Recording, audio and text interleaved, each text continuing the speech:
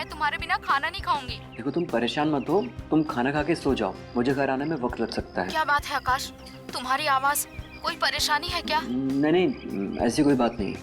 कुछ तो है आकाश। माधुरी, ऐसी कोई बात नहीं है, तुम खामखा परेशान हो रही हो। नहीं, कुछ तो है, मैं तुम्हारे रग रग से वाकिफ हूँ। माधुरी, मैंने बोला ना कि ऐसी कोई बात नहीं है। मैं फोन रख रहा हूँ, बाय। अब इसको कैसे बताऊं?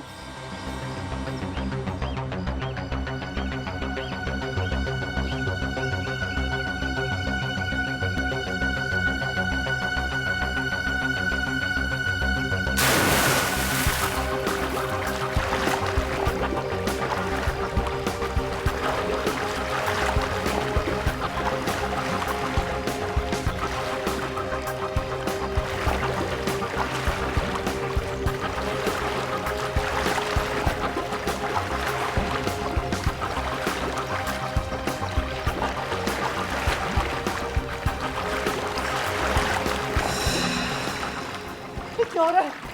मेरे हाथ पे काम क्यों नहीं करे? कोई है? बताओ मुझे, कोई है? बताओ मुझे।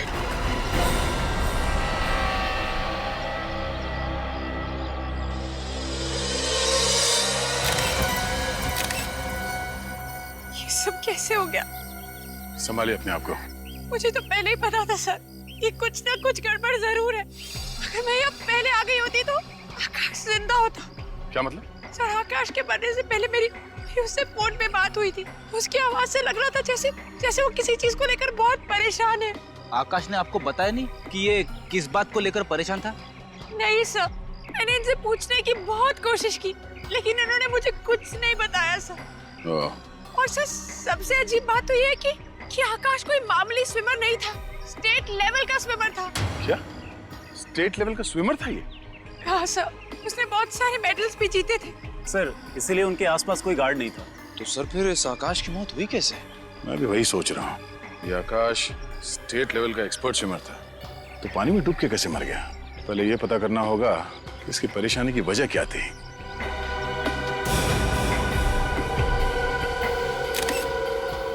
मोबाइल किसका? ये तो आकाश का ही फोन है।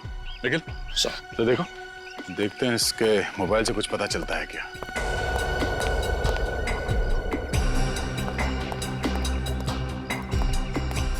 अरे आज एक एमएमएस आया। एमएमएस? सर, किसका है? किसी अननोन नंबर से एमएमएस आया, देखते हैं।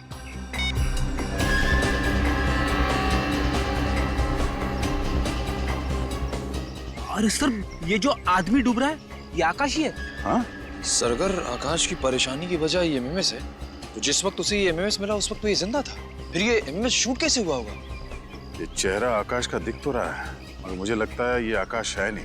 आकाश नहीं है? क्या मतलब? मतलब ये है कि ये धर किसी और का है और इस पे सर आकाश का चिपकाया गया है। ऐसा हो सकता है? बिल्कुल हो सकता है फ्रेडी। आजकल टेक्नोलॉजी की मदद से क्या क्या हो सकता है तुम सोच भी नहीं सकते।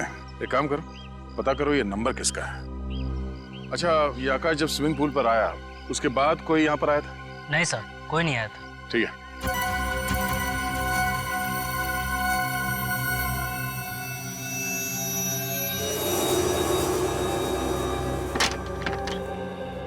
जी तारिका जी, क्या बताना चाहती हैं आप अशोक के खून के बारे में?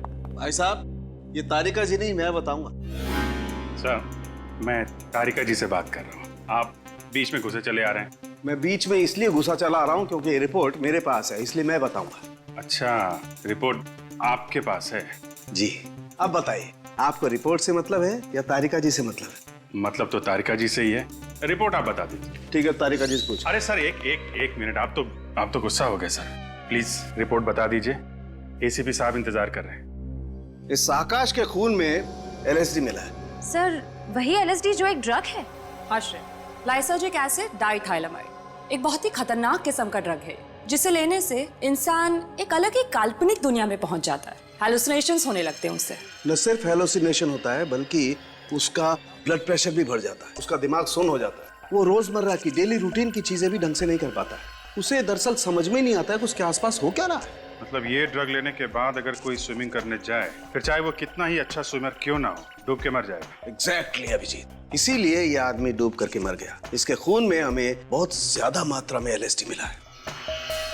कमाल है, इतनी ज्यादा मात्रा में LSD लेने के बाद ये आकाश तैरने गया ही क्यों?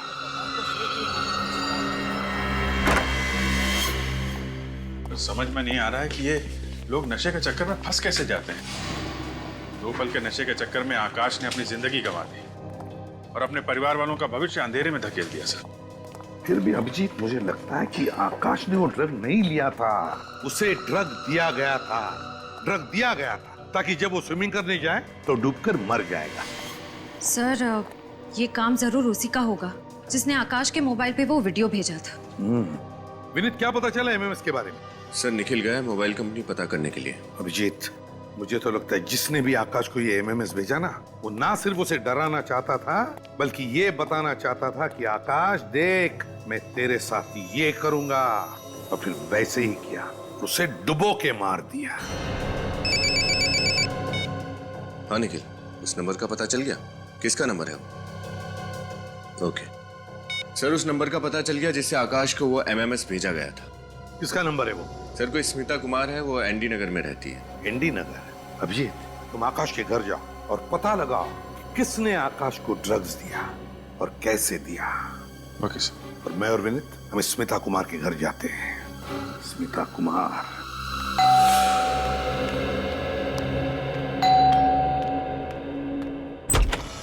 साहब आप लोग?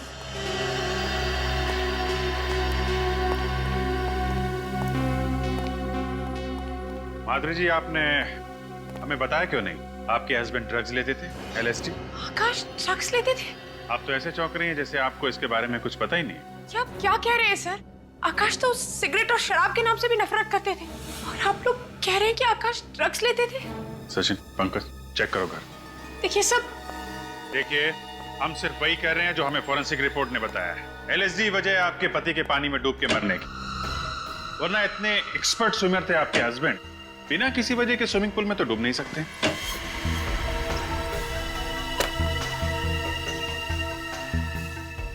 देखिए सर, आकाश और मैं 8 साल से एक साथ रह रहे थे। अगर आकाश को ड्रग्स लेने की आदत होती तो कभी ना कभी तो मुझे इस बारे में जरूर पता चलता। और मान लीजिए सर कि आकाश ड्रग्स लेता भी था, तो वो ड्रग्स लेकर स्विमिंग करने क्यों जाता?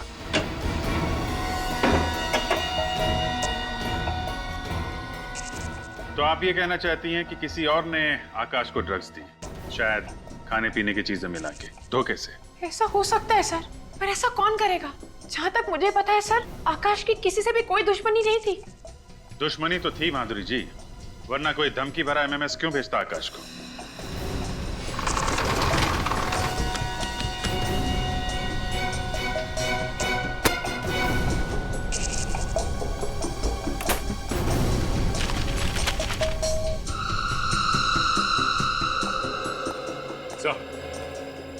हाँ सच, ये देखिए सर, ये बाथरूम में कलोन की बोतल मिली है जिसमें कैप्सूल छुपा के रखे गए। ये देखिए, लगता है LSD है ये। इसका मतलब है कि आकाश चोरी छुपे ड्रग्स लेता था? आकाश के कॉलोन की बोतल में ड्रग्स, और इसके बारे में आपको कुछ भी पता नहीं है? आप मुझ पे शक कर रहे हैं? ये ड्रग कैसे आई? ये तो डॉक्टर सुरेश को पता होगा। डॉक्टर सुरेश? हाँ सर, आकाश को जब भी कोई प्रॉब्लम होती थी तो वो उन्हीं के पास जाता था। डॉक्टर सुरेश?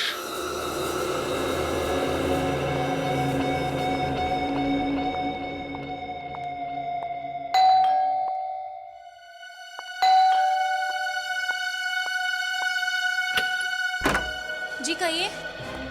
अरे देखिए, अगर आप इंश्योरेंस से आए तो मैं आपको बता दूं कि मैंने इंश्योरेंस करवा लिया है। आपने तो अपनी जान का इंश्योरेंस बनवा लिया, उन लोगों का क्या जिनकी जान ही ली थी, उनके इंश्योरेंस का क्या? ये क्या बकवास कर रहे हैं आप? बकवास नहीं कर रहे हैं, पूछताछ कर रहे हैं। हम लोग CID से हैं। CID? जी हाँ, CID। एक बात बताइए, क्या तुमने किसी आकाश नाम के आदमी को अपने मोबाइल से MMS भेजा था? MMS? जी हाँ, MMS, जिसमें आकाश पानी में डूबता हुआ दिखता है, वो MMS भेजा था? मैंने किसी आकाश नाम के आदमी को कोई MMS नहीं भेजा। तो फिर 102902 905 ये मोबाइल नंबर आपका ही है ना? जी हाँ सर, ये मेरा ही नंबर है।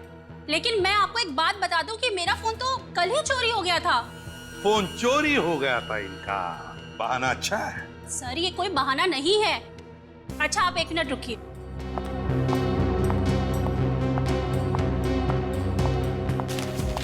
ये देखिए सर, मैंने अपने फोन के चोरी होने की रिपोर्ट भी लिखवाई थी। कहाँ चोरी हुआ था आपका मोबाइल?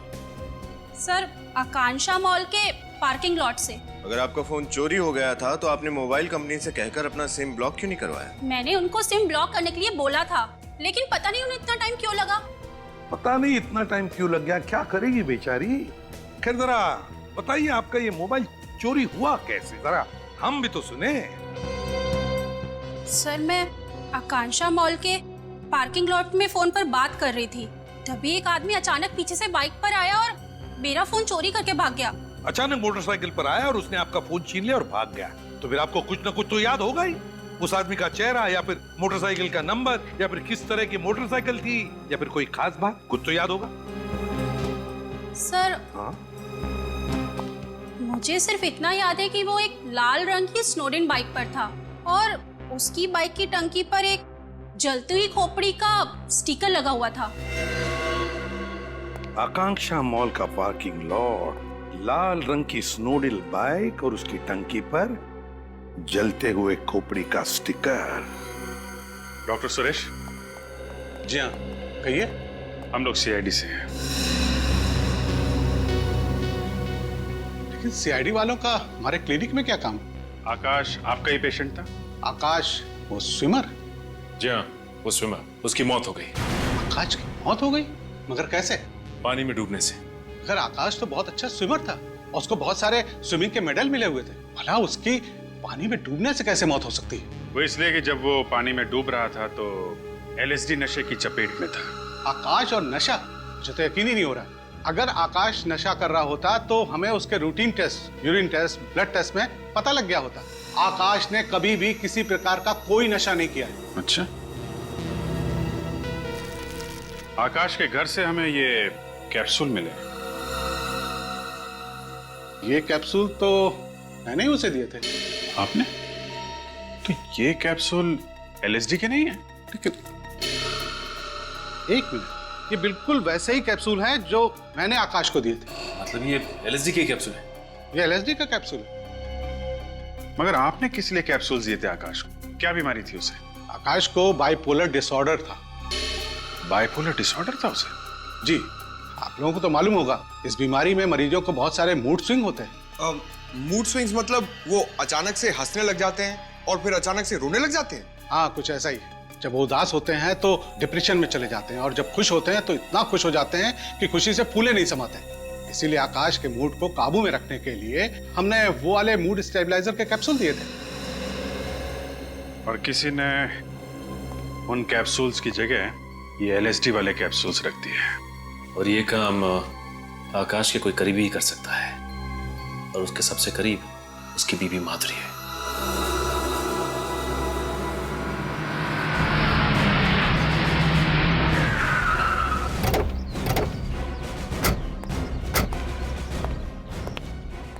हमें एक बाइक के बारे में पूछताछ करनी है। पूछताछ करना चाहते हैं साहब? ये कोई पूछताछ केंद्र थोड़ी ना है साहब। मेरे पास फालतू टाइम नहीं है, टाइम पास करना है तो कहीं और जाइए।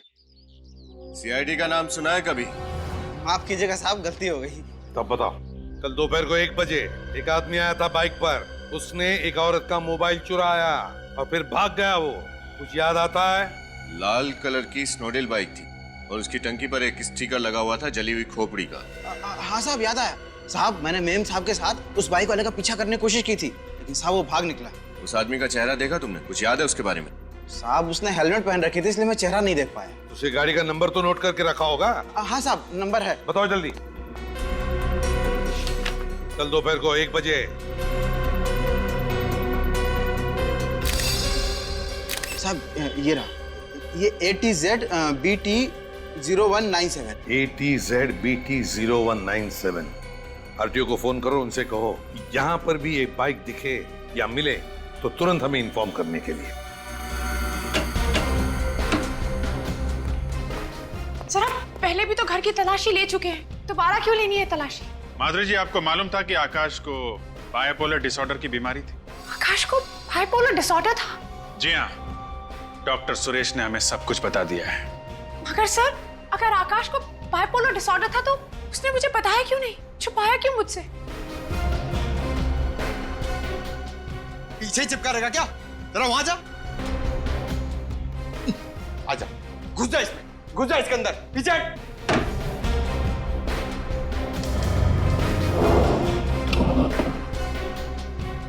मैं आकाश को क्यों मारूंगी? मैं तो बहुत प्यार करती थी उससे, और अब यकीन माने या ना माने, मैं अपने आप को अभी भी समझा नहीं पा रही हूँ कि आकाश इस दुनिया में नहीं रहा। सर, सर जरा जल्दी यहाँ पे आइए।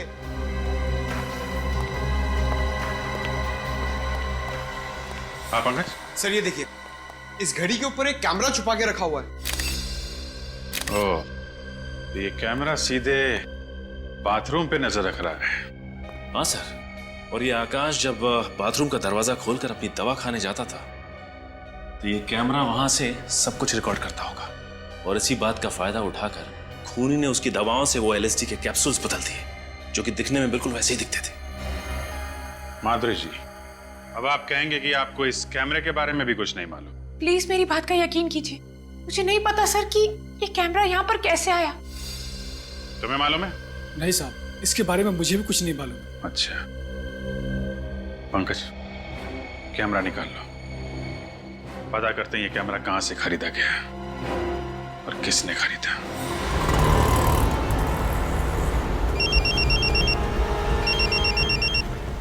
हेलो निशान, बाइक मिल गई? कहाँ पर? त्रिपोलिया बाजार। ठीक है, हम अभी आते हैं। अच्छा, लेकिन हम तुम्हें पहचानेंगे कैसे? पिस्ता कलर का शर्ट पहना है तुमने और डार्क पैंट। ओके, विनीत गाड़ी घुमा लो आप।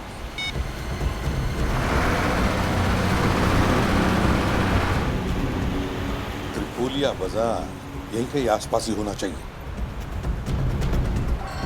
सर, यही है त्रिपोलिया बाजार। नजर रखना जरा, पिस्ता कलर का शर्ट पहना हुआ है उस निशान पर। कहीं वो तो नहीं? वो देखो, आगे जाके यूटर्न मार।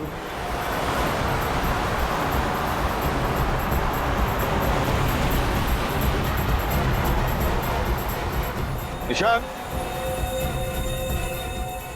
आरटीओ ऑफिसर निशान, कहाँ पर है बाइक? सर वो रही लाल बाइक, और सोसाइटी वालों ने बताया कि आधा घंटा पहले कोई पार करके गया इसे। मालिक कौन है इस बाइक का? शैलेंद्र नाम के किसी आदमी की सर। शैलेंद्र? जी सर।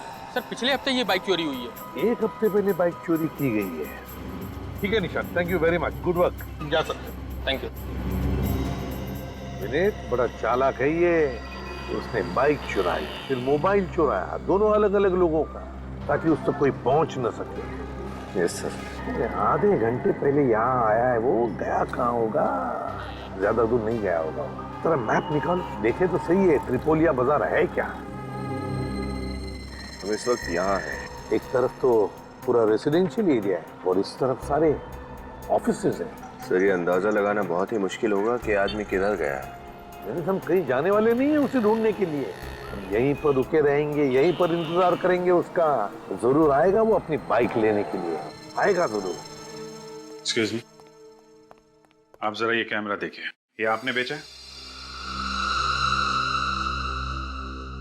हाँ सर, ये कैमरा हमने बेचा है। हम लोग CID से हैं, ध्यान से सोच के बताओ किसे बेचा है। एक मिनट सर। हाँ सर, ये कैमरा हमने हेमंत नाम के आदमी को एक हफ्ता पहले बेचा था।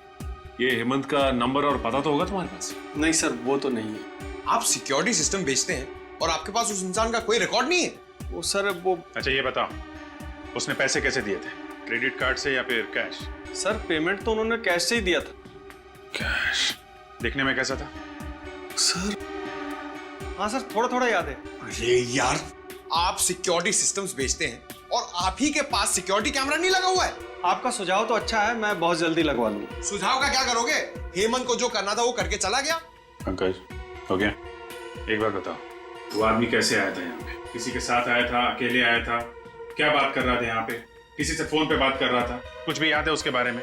हाँ सर, वो फोन पे बात कर रहा था। क्या बात करता, कुछ सुना तुमने? क्या कह रहा था, क्या कह रहा था? दिमाग पे जोर डालो, याद करो क्या कह रहा था वो। हाँ सर, याद आया। वो फोन पे कह रहा था कि मैं वेयर हाउस बहुत जल्दी पहुंच जाऊंगा। कौन सा वेयर हाउस? ये तो नहीं बोला उसने फोन पर सर। एक बात तो पक्की है, उस एमएमएस वाले खूनी ने किसी वेयर हाउस को अपना अड्डा बना रखा है। तुम्हें उसके बारे में जो भी याद है, जितना भी याद है, उसका स्केच बनवाओ। ब्यूरो चलो। सर अगर ये बाइक लेने वापस ही नहीं आया तो? चोरी की बाइक है, हो सकता है छोड़ के भाग गया हो। आएगा वो विनीत, जरूर आएगा बाइक लेने के लिए। हाँ अभिजीत, मतलब पता चल गया कैमरा कहाँ से खरीदा था? कैमरा खरीदते वक्त किसी वेयर हाउस का जिक्र भी किया था। कैसा वेयर हाउस अभिजीत? कौन सा वेयर हाउस पता चला? बिल्कुल, हम पता लगा लेंगे वेयर हाउस का। Good work Vineet. जरा मैप देखो, त्रिपोलिया बाजार का देखो, आसपास कोई वेयर हाउस है क्या? ये देखिए सर, इस बाजार के इस तरफ 4 वेयर हाउस है सर। तो हो सकता है ये खूनी इन चारों में से किसी एक वेयर हाउस में छुप कर बैठा होगा। वेयर हाउस चलते हैं। सर लेकिन अगर हमारे जाने के बाद ये बाइक लेने वापस आए तो? ये बाइक वाला भाग कर जाएगा कहाँ? चलो पहले वेयर हाउस चलते हैं, खूनी को देखते हैं।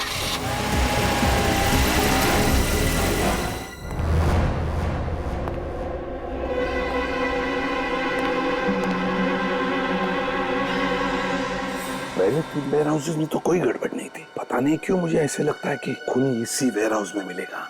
चौकन्ना रहना।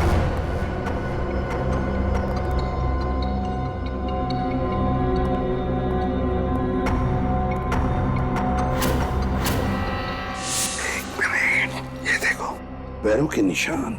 सर ये निशान देखकर तो लग रहा है निशान ताजे हैं। हाँ। कोई अभी जल्दी में यहाँ से आ गया है। लगता है खूनी अभी भी यहीं पर है।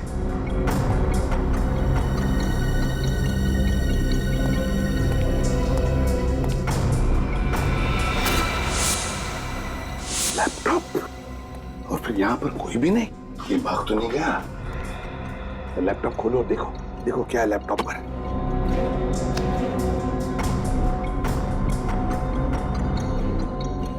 देखा, इस तरह से ऐसे नजर रख रहा था वो आकाश पर। ये कैमरा कहाँ पे लगा है? ये कैमरा तो लिफ्ट में लगा हुआ है। लेकिन आकाश की बिल्डिंग में तो लिफ्ट थी नहीं। तो फिर ये जगह कौन सी है? किस बिल्डिंग की लिफ्ट है ये? सर हो सकता है आकाश शायद इस बिल्डिंग में आता जाता था। या तो ऐसा भी हो सकता है कि आकाश के अलावा वो किसी और पर भी नजर रख रहा था और शायद उसका खून करना चाहता है, और वो जो भी है इस बिल्डिंग में रहता है। कौन सी जगह हो सकती है? ये देखो विनीत, लिफ्ट खुल गई। देखो लिफ्ट के सामने बोर्ड लगा हुआ है, आनंद मोहन हाउसिंग सोसाइटी। इसका मतलब ये आदमी आनंद मोहन सोसाइटी में रहता है। आनंद मोहन सोसाइटी।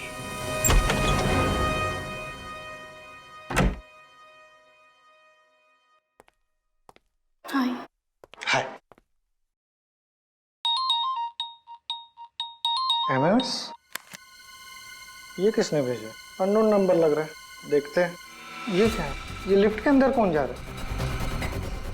कहिए मैं तो नहीं। लिफ्ट तो नीचे जा रही है। ये तो यही लिफ्ट लग रही है। नहीं, मैं कैसे हो सकता हूँ? रोहित, रिलैक्स रोहित, कुछ नहीं होगा। अभी लिफ्ट आएगी, अब तुम लिफ्ट के अंदर जाओगे। ये एमएमएस सिर्फ एक मजाक है, ठीक है? अब लिफ्ट आएगी और तुम अंदर जाओगे।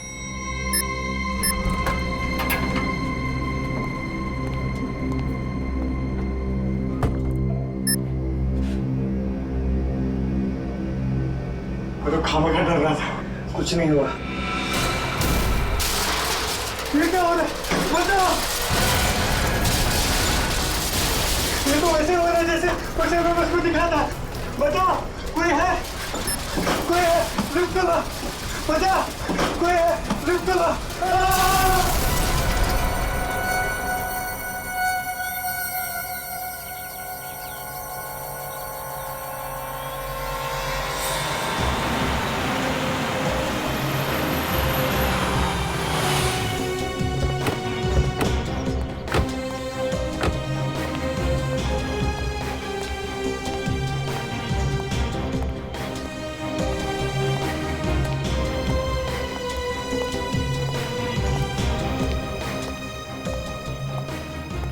बहुत भीड़ लगी हुई है सर। चलिए चलिए प्लीज हटिए पीछे। क्या हुआ? माय गॉड, ये हुआ कैसे? सर पता नहीं लिफ्ट नीचे गिर गई और ये आदमी बेचारा मर गया। अचानक ये लिफ्ट नीचे गिर गई यस सर। और ये आदमी लिफ्ट के अंदर ही था और मर गया। जी हाँ। कुछ तो गड़बड़ है विनीत, कुछ तो गड़बड़ है। एक काम करो, पूरी मशीनरी, पूरा केबल वगैरह चेक करो अच्छी तरह से लिफ्ट का। देखो किसी ने कुछ हरकत की है क्या। एक बात बताओ, किसी ने भी लाश को हाथ तो नहीं लगाया?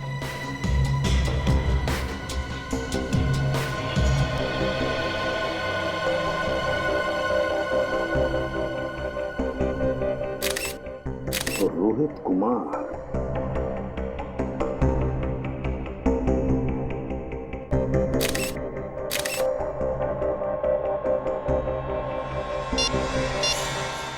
माय गॉड, वैसा ही धमकी भरा एमएमएस जैसा आकाश को भेजा था। क्या मेरा ये रोहित कुमार इसी बिल्डिंग में रहते हैं? सर 1203 12वें महले पे। इसी बिल्डिंग में? जी साहब। अच्छा एक बात बताओ, तुमने किसी अनजान आदमी को यहाँ पर आते जाते देखा? सर तो कोई आदमी नहीं आया था सर। तो याद करके बताओ, कोई बाहर का आदमी आके गया होगा। हाँ साहब, वो लिफ्ट मैकेनिक आया था। लिफ्ट ठीक करने वाला आया था? लिफ्ट में क्या नहीं? हाँ साहब। उसका तुमने आइडेंटिटी कार्ड वगैरह देखा? कंपनी का कार्ड था उसके पास? हाँ चेक किया था, आईडी बराबर था। क्या नाम है उसका? ऋतिकेश नाम था। उसने कोई नंबर वगैरह दिया अपनी कंपनी का या उसका खुद का? हाँ सर, मोबाइल नंबर लिया है मैंने। क्या नंबर है बताओ।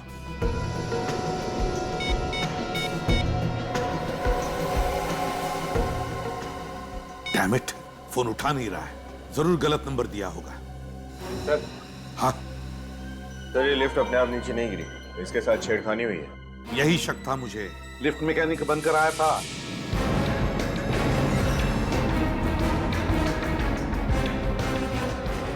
मैंने उसे बिल्डिंग से जाते हुए देखा था। एक लंबा सा आदमी, उसके हाथ में टूल किट था। उसने सारा किया, ये सब उसी ने किया है, ये देखो। और उसने वो धमकी भरा एमएमएस भी भेजा रोहित को, जैसे उसने आकाश को भेजा था। और फिर जो टेलीफोन नंबर दिया, जो सेल फोन नंबर, वो भी जानबूझकर गलत नंबर दिया है। एक बात बताओ, तुमने इस लिफ्ट मैकेनिक को अच्छी तरह से देखा था ना? जी साहब। उसका चेहरा तुम्हें अच्छी तरह से याद है? अच्छी तरह से? हाँ साहब। तो क्या तुम उसका चेहरा बनाने में, उसका स्केच बनाने में हमारी मदद करोगे? हाँ साहब। गुड।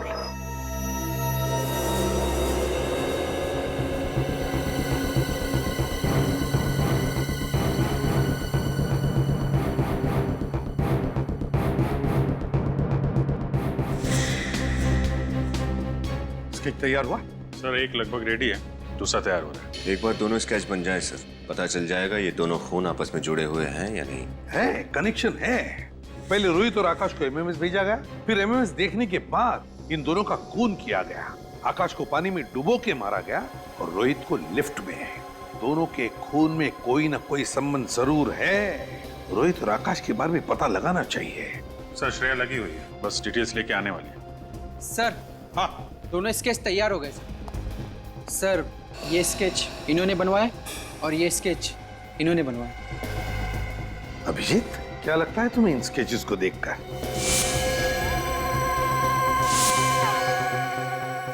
सर गौर करने वाली बात तो है सर। जरा इसका ये चश्मा और दाढ़ी मूछ निकालो। जी सर।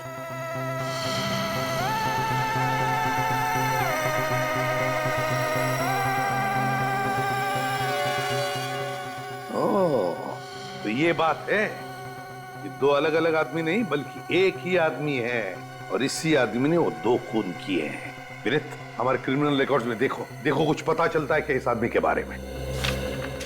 आप लोग भी जा सकते हैं। Thank you very much. जी सर। सर। हाँ। सर, आकाश और रोहित के बीच क्या कनेक्शन है उसके बारे में पता चल गया। अच्छा, क्या? सर, आकाश एमवी के कॉलेज में पढ़ता था और रोहित स्टेनी कॉलेज का स्टूडेंट था। आकाश एमवी के कॉलेज में पढ़ता था और रोहित स्टेनी कॉलेज में? Yes sir. सर 2005 में इन दोनों कॉलेजेस ने अपने थर्ड ईयर स्टूडेंट्स को शिमला भेजा था एक समर कैंप के लिए। आकाश और रोहित दोनों इस समर कैंप में गए थे। Shimla summer camp 2005? ये चक्कर है सर, इस मौत की कहानी का पहला पन्ना समर कैंप में लिखा गया था, शिमला में। और क्या पता चला श्रेया इस समर कैंप के बारे में? सर, मैंने एमबी के कॉलेज के प्रिंसिपल से आज 3 बजे की अपॉइंटमेंट ले ली है। सर, उसी कॉलेज के एक प्रोफेसर भी उस समर कैंप में गए थे, वो भी आज उस मीटिंग के लिए वहाँ मौजूद रहेंगे। Very good work Shreya, very good work. Sir. हाँ। सर मिल गया। सर इसका नाम राजा है, पहले भी बहुत सारे जुर्म किए हैं इसने और कई बार जेल भी जा चुका है। राजा, पता लगाना पड़ेगा इस राजा का महल कहां पर बना है, और फिर एमवी के कॉलेज से भी पता चल जाएगा क्या हुआ था उस समर कैंप में। नमस्ते सर। आइए आइए, मैं आप लोगों का इंतजार कर रहा था। और ये है यहाँ के प्रोफेसर जिसे आप मिलना चाहते हो। नमस्ते सर। नमस्ते। तो आप ही इन बच्चों को 2005 में शिमला के समर कैंप लेके गए थे? जी। ओके। प्रोफेसर साहब जरा ये फोटो देखिए, इन दोनों को पहचानते हैं आप? हाँ, इसे मैं अच्छी तरह से पहचानता हूँ। ये आकाश है और ये शायद रोहित। अरे वाह, आपकी याददाश्त तो काफी अच्छी है। 8 साल बाद भी आप इनको इनके नाम से पहचानते? दरअसल मुझे सबके नाम तो अच्छी तरह से याद नहीं है, मगर इन चारों के नाम मुझे अच्छी तरह से याद है। 4? कि हमने तो आपको 2 ही फोटोग्राफ दिखाए। इन दोनों के साथ में 2 लड़के और थे उस शिमला वाले समर कैंप में। क्या नाम था उसका? यस, विशाल और अमन। विशाल और अमन? हाँ, अमन उस समर कैंप में ड्रग्स का इस्तेमाल करते हुए पकड़ा गया था। अमन ड्रग्स लेता था? और पकड़े जाने पर उसने आकाश, विशाल और रोहित पे इल्जाम लगा दिया कि वो तीनों उसे फंसा रहे हैं। अच्छा, फिर क्या हुआ? फिर कुछ नहीं। अमन के इल्जाम झूठे साबित हुए और उसके कॉलेज वालों ने उसे निकाल दिया। हाँ, ये चक्कर है। लगता है ये अमन 8 साल के बाद नींद से जागा है बदला लेने के लिए, और इस राजा के साथ मिलकर ये सब खून कर रहा है। प्रिंसिपल साहब, ये रोहित और अमन का एड्रेस मिल सकता है ना? हाँ जरूर इंस्पेक्टर साहब, मैं इन दोनों का कॉलेज से पता करके आपको बताता हूँ। प्लीज जरा जल्दी कीजिएगा, किसी की जिंदगी और मौत का सवाल है।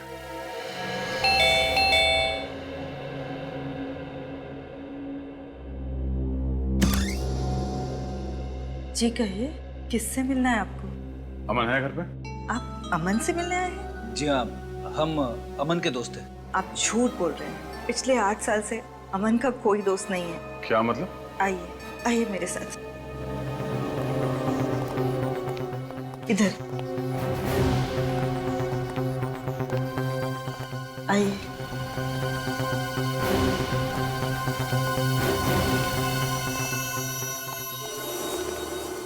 ये है अमन।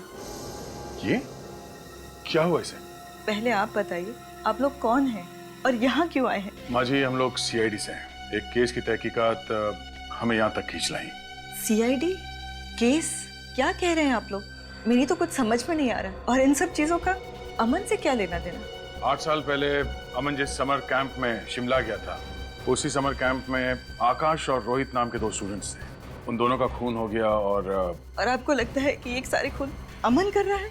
ये तो कुछ बोल भी नहीं सकता, चलकर एक कमरे से दूसरे कमरे में नहीं जा सकता। मेरे कान तरस गए हैं इसके मुंह से माँ शब्द सुनने के लिए। और आपको लगता है मेरा बेटा खूनी है?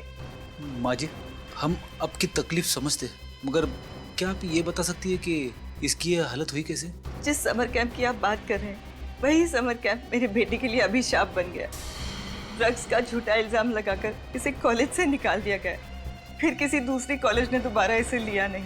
मेरे बेटे का उज्जवल भविष्य अंधकार में खो गया। तब से इसकी ये हालत है। क्या अमन ने कभी आपको बताया कि ये ड्रग्स का झूठा इल्जाम इस पे किसने लगाया था? नहीं, एक चुप्पी साध ली थी इसने, कभी न खत्म होने वाली खामोशी। तो क्या अमन की हालत पिछले 8 साल से ऐसी ही है? बीच में थोड़ा सुधार आया था इसकी हालत में, मगर पिछले साल इसके पिताजी गुजर गए। तब से फिर यही हालत हो गई है इसकी। आप फिक्र मत कीजिए माँ जी, मैं अमन के लिए प्रार्थना करूंगा। अमन जल्दी ठीक हो जाएगा। आप लोग बैठिए, मैं चाय लेके आई। नहीं, आप तकलीफ मत कीजिए प्लीज, हम लोग चलते हैं। माँ जी, कभी भी किसी भी तरह की कोई मदद चाहिए तो हमें याद करिएगा प्लीज। Thank you. चलो।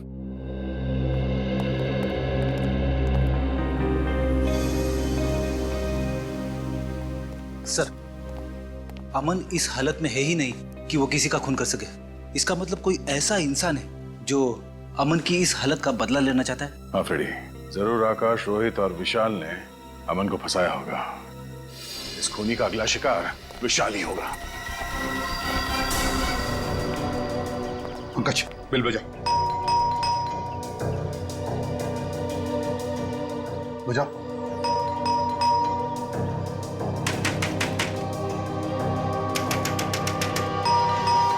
विशाल! सर, ये दरवाजा खोल क्यों नहीं रहा है? कहीं कुछ हो तो नहीं गया? गैस की बदबू आ रही है। मास्क पहन लो, मास्क पहन लो। विनीत।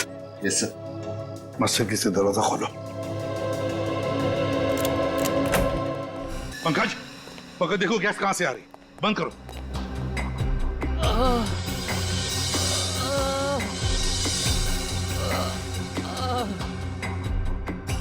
विनीत, किसी की कराने की आवाज आ रही है, शायद उस तरफ से।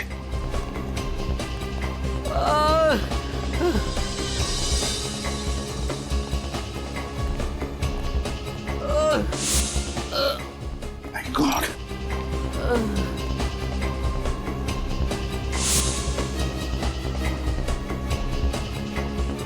तुम विशाल हो ना? सर विशाल। विशाल? विशाल क्या हुआ? सर, इसे बचा लो सर। किसे किसे बचा लीजिए? हैं? मेरी मंगेतर प्रिया को। क्या हुआ प्रिया को? कहाँ है वो? राजा क्या? उसे अपने साथ ले गया। राजा प्रिया को अपने साथ ले गया? हाँ? कुछ पता है कहाँ गया? सर। पंकज, तुम इसे हॉस्पिटल ले जाओ, हालत बहुत खराब है। विनीत, श्रेया को फोन करो, बुला लो उसे। हमें प्रिया को बचाना चाहिए, जल्दी। पंकज, हम लोग जाते हैं।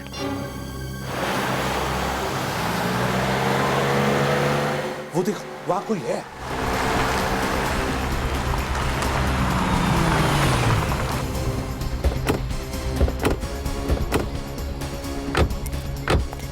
सर, कहीं ये प्रिया तो नहीं? प्रिया, तुम ठीक हो? उठो आराम से। आप लोग? हम सीआईडी से। तुम ठीक हो ना? मैं ठीक हूँ। संभालो इसे।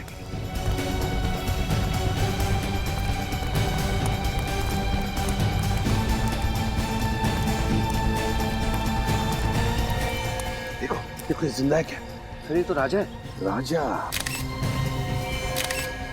ये तो मर चुका है सर। समझ में नहीं आता। गाड़ी यहाँ पर क्रैश हुई है, राजा यहाँ मरा पड़ा है, वो प्रिया वहां पर है। ये सब हुआ कैसे होगा? पता नहीं क्यों मुझे लगता है सारा सच सामने नहीं आ रहा है। कुछ तो गड़बड़ है। गाड़ी को चेक करते हैं अच्छी तरह। देखो जरा। उठ सकोगी? हाँ, संभल के। देखो कुछ गाड़ी में प्रॉब्लम है क्या? अच्छी तरह से देखो। रुको, मैं पानी लेकर आती हूँ। हाँ?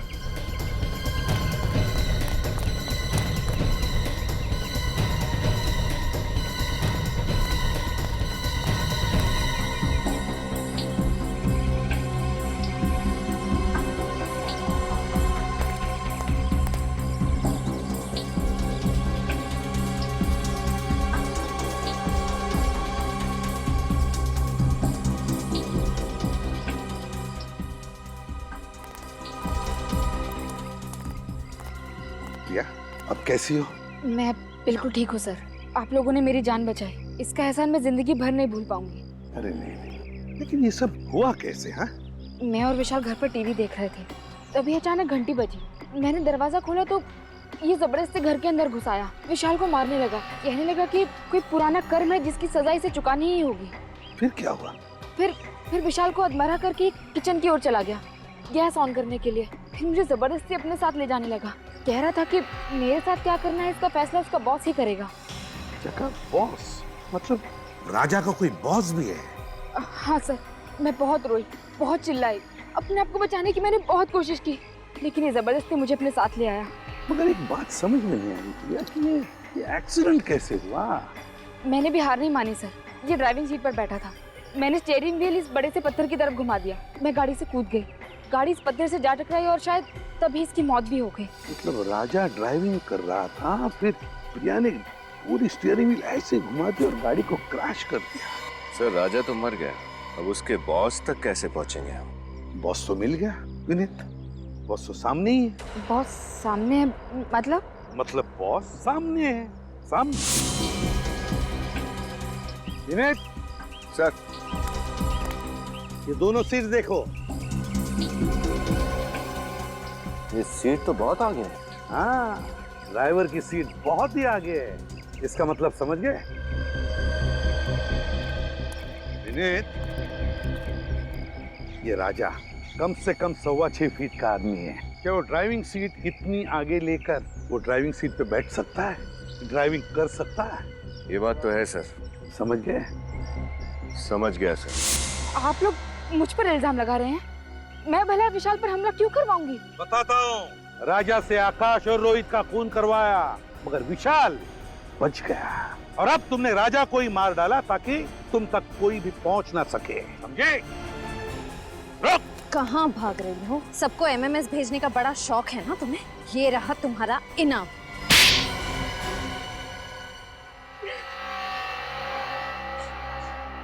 हाँ, मैंने ही आकाश, रोहित और राजा को मार डाला। विशाल को भी मार डालते अगर आप लोग उसे बचा ना लेते तो। बहुत अफसोस हो रहा होगा, है ना, कि चौथा खून कर नहीं पाई। क्यों? विशाल को मार डालती तो मेरा बदला पूरा हो जाता। कैसा बदला? अमन का बदला। बहुत प्यार करती थी मैं अमन से। कितने सुहाने सपने देखे थे हमने हमारे भविष्य को लेकर, लेकिन उन तीनों ने अमन की क्या हालत कर दी। आज मेरा मन अपनी प्रिया को पहचानता तक नहीं है। अमन की इस हालत के लिए वो तीन जिम्मेदार कैसे? 8 साल पहले शिमला के समर कैंप में उन तीनों ने जबरदस्ती अमन को शराब पिलाई। उस बेचारी को तो पता तक नहीं था कि उस शराब में ड्रग्स मिला रखी थी। उस ड्रग्स की मात्रा इतनी ज्यादा थी कि हमें तभी अमन को हॉस्पिटल लेकर जाना पड़ा। पूरे कॉलेज में अमन की बदनामी हुई कि अमन ड्रग्स लेता है। उसे कॉलेज से भी निकाल दिया, कहीं और एडमिशन नहीं मिला उसे। इस बात का उसे इतना गहरा सदमा लगा कि आज तक वो। फिर अमन की इस हालत का बदला लेने की तुमने ठान ली? हाँ, मैंने ही राजा को तीनों को मारने की सुपारी दी थी। एमएमएस भेजे और काम खत्म हो जाने के बाद मैंने खुद ही राजा को ऊपर पहुंचा दिया। उस एमएमएस में राजा ही था ना, जो डूबने की एक्टिंग कर रहा था? जी। अमन के साथ जो कुछ हुआ वाकई बहुत बुरा हुआ, इसका अफसोस है हमें। लेकिन जुर्म की आग को बदले की आग नहीं बुझा सकती। 3 खून किए तुमने और खूनियों की मंजिल एक ही है, फांसी का फंदा।